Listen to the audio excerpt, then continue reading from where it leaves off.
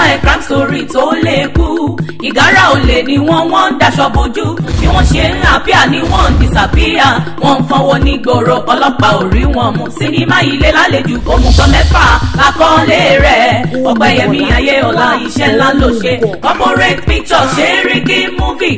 Ọ̀gá àgbà ní bí ká ṣe sinimá ló gbé jáde o. Ó ti wà lórí YouTube Yorubaplus TV ilẹ̀ ó ti rí wò. Àwòtún wò ní. Àwọn Omugo Mefa yìí wọn ò jọ bí ẹbọra àbájọyún.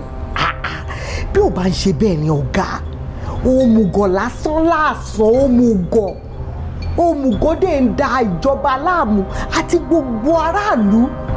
Wọ́n dá wa láàmú tó yìí.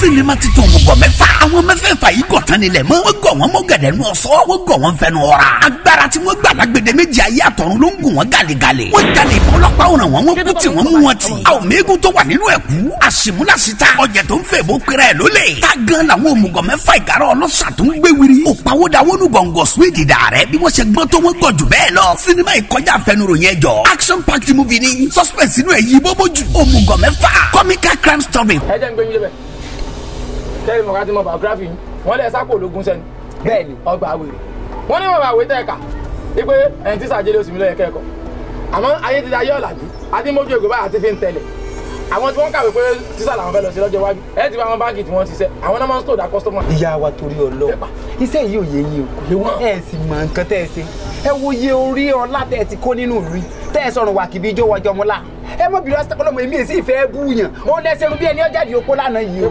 ìyá wa nọ́ọ̀sì kìlọ̀ sí tẹ́ ẹ bá tún yára tí n bá fún yín lẹ́nu nǹkan oṣù yóò jáde látẹnu yín wa. Story by Ọ̀pẹ̀yẹmí Ayéọlá written by Fẹ́mi Abíọ́lá Ògúngbè Ọ̀pẹ̀yẹmí Ayéọlá ló produce yẹ for SDNO Productions coordinated by Jamiu Azeez Afis Abiodun Ọwọ́ ló direct yẹ powered by Corporate Pictures starring Ọ̀pẹ̀yẹmí Ayéọlá Jamiu Azeez Juliet Jato Afis Abiodun Ọwọ́ Fẹ́rànmi Ọ̀yálọ́wọ́ Saliu Bọ́lágadé Ògbólúkẹ́ Ọláìdé Àjàní Àtòríbẹ́wò Àgbáyàwó Fàlíwèrèpè Madam No Network Yínká Olúayé Owólabí Àjàsá Lẹ́kan Ọlátúnjí Sisi Quadri Fúnmiṣọ́nà Láyà Ṣàpọ̀n Sanusi Isiaka pa àti bẹ́ẹ̀ bẹ́ẹ̀ lọ nínú sinimá láìta àpàkọ́lé ẹ̀ ní Omugo Mefa. Ọmọ fi pé ẹ jẹ́ ká náà wá nǹkan mi kàkà mú nǹkan mi mọ̀ ẹ̀gbọ́n tó wà tásìkò tó mọ oníkálukú náà ń jàgbá lọ́tún jàgbọ́ lọ́sí.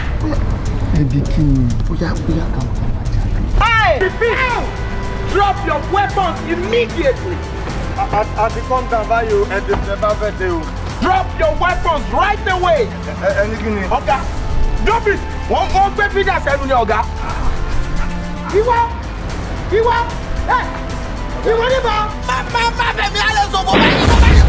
Subtitled in English. Ó ti jáde báyìí from the stable of Corporate Pictures. Seriki movie. Ọ̀gá àgbà níbi ká ṣe sinimá. Movie City. Ami Arena Shopping Complex Bọ́ládé Òṣòdì Lagos. Ó tún wà ní Kuma Roll Multimedia. Tó fi mọ́ Mercury Pictures l'Arena Òṣòdì àti káàkiri ń bí gbogbo. Sinimá titun Omugo Mefa. Showing now on YouTube. Yorubaplus TV channel. Àwọn òtún wò ní o. Ẹ gbà bẹ́ẹ̀.